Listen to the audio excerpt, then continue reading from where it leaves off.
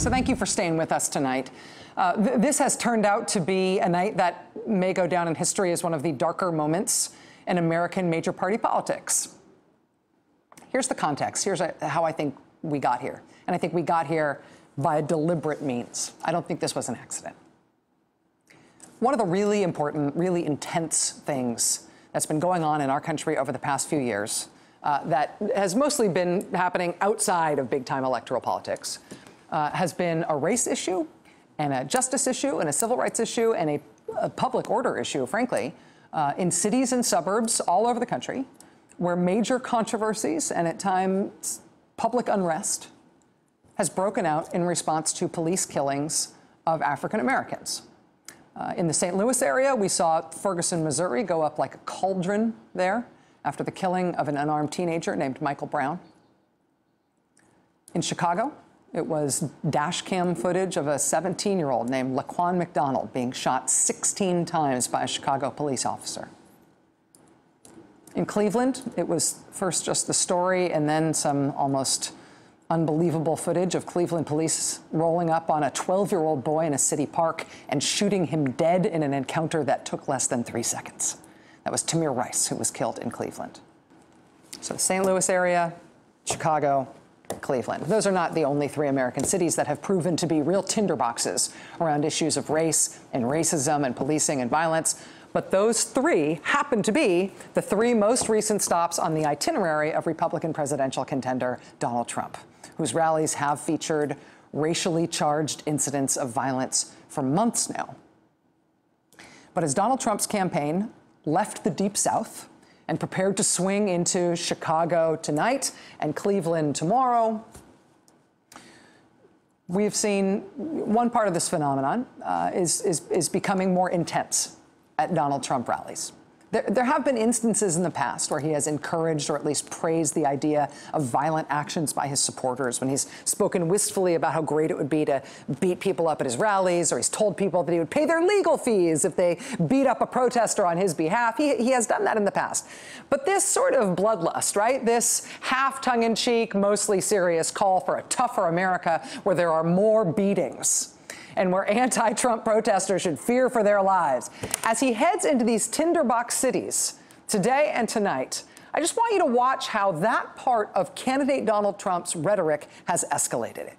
Okay, we've put date stamps on these comments from him. These are all comments from him from the podium at his public events. We've put date stamps on them so you can see when he made them. We have laid these out in chronological order. If you want to see the crescendo here, if you want to see the deliberate act that created what happened tonight in Chicago, well, watch where it came from. And where this culminates is what has happened over the course of today and into tonight. And it really is like nothing we've ever seen in mainstream American politics before. We have seen this at the fringe of stuff that's barely called politics. When I was a kid growing up in Northern California in the 1980s, you used to see this kind of thing at skinhead events, right? But this is now mainstream, front-runner, Republican national politics. And tonight in Chicago, it really turned into playing with fire. But if you want to know where it came from and you want me to prove to you that it was deliberate what happened tonight in Chicago, well, here's where it came from.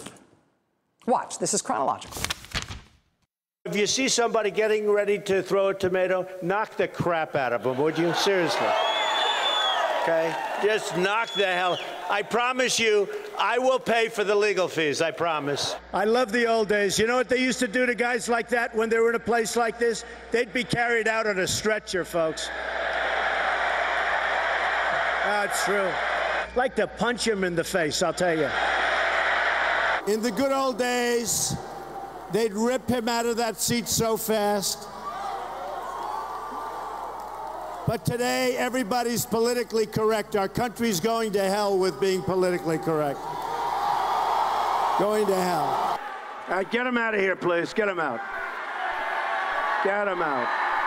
Are you from Mexico? Are you from Mexico? Huh?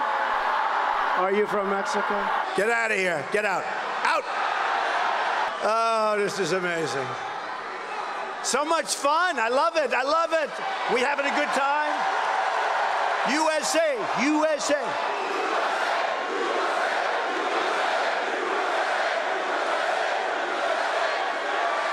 All right, yeah, get him out. Try not to hurt him.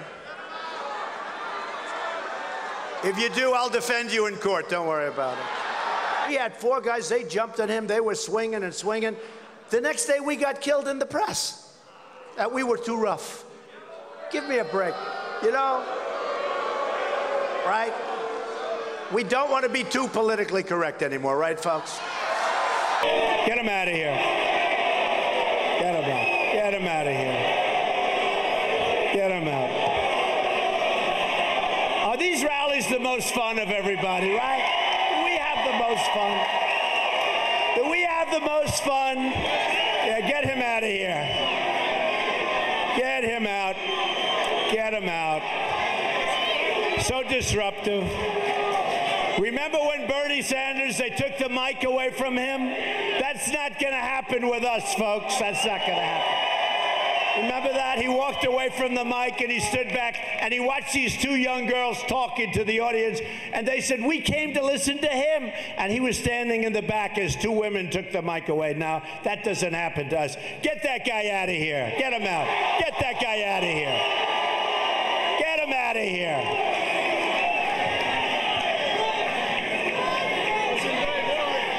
Get him out. We had some people, some rough guys like we have right in here, and they started punching back. It was a beautiful thing. I mean, they started punching back. In the good old days, this doesn't happen because they used to treat them very, very rough.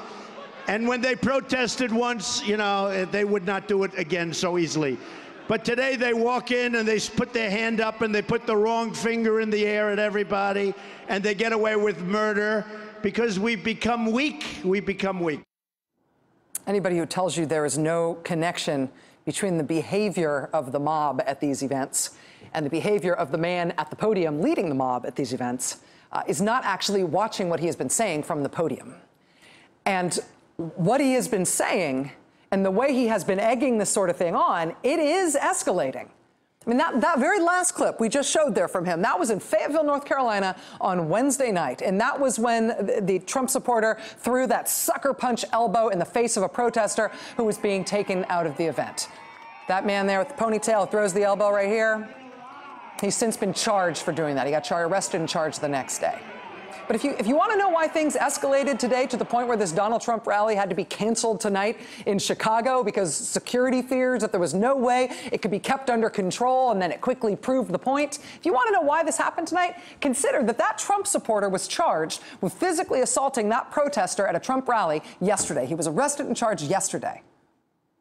And then this is how Donald Trump today, again in St. Louis, not exactly a city that is at ease on issues like this right now, right? This is how Donald Trump today in St. Louis talked about violence at his rallies, talked about the rightness or wrongness of his supporters throwing punches at protesters and beating people up at his events.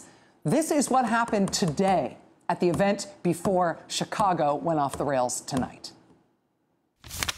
You know, part of the problem and part of the reason it takes so long is nobody wants to hurt each other anymore, right? And they're being politically correct the way they take them out. So it takes a little bit longer. And honestly, protesters, they realize it. They realize that there are no consequences to protesting anymore. There used to be consequences. There are none anymore. So that's it. All right, thank you very much. Thank you. Are they gone? Yeah, they're gone. Our country has to toughen up, folks. We have to toughen up.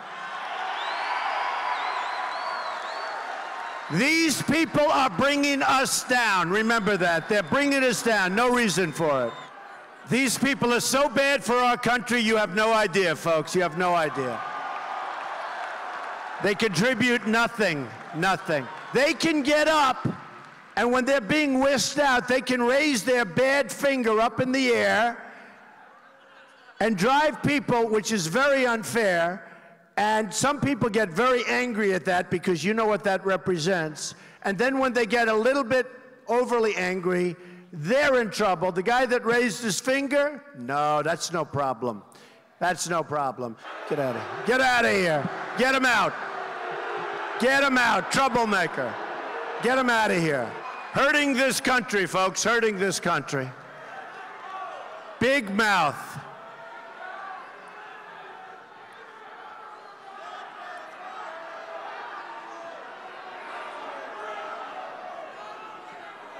Yeah, get him out.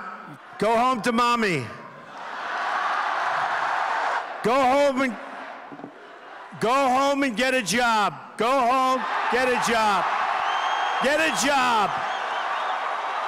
I'll tell you, these are not good people, folks, just so you understand. You know, these are not good people. And I heard this was going to happen, and they said, Mr. Trump, would you like to cancel? I said, absolutely not. These are not good people. These are not the people that made our country great, but we're going to make it great again. But these are not the people. These are the people that are destroying our country.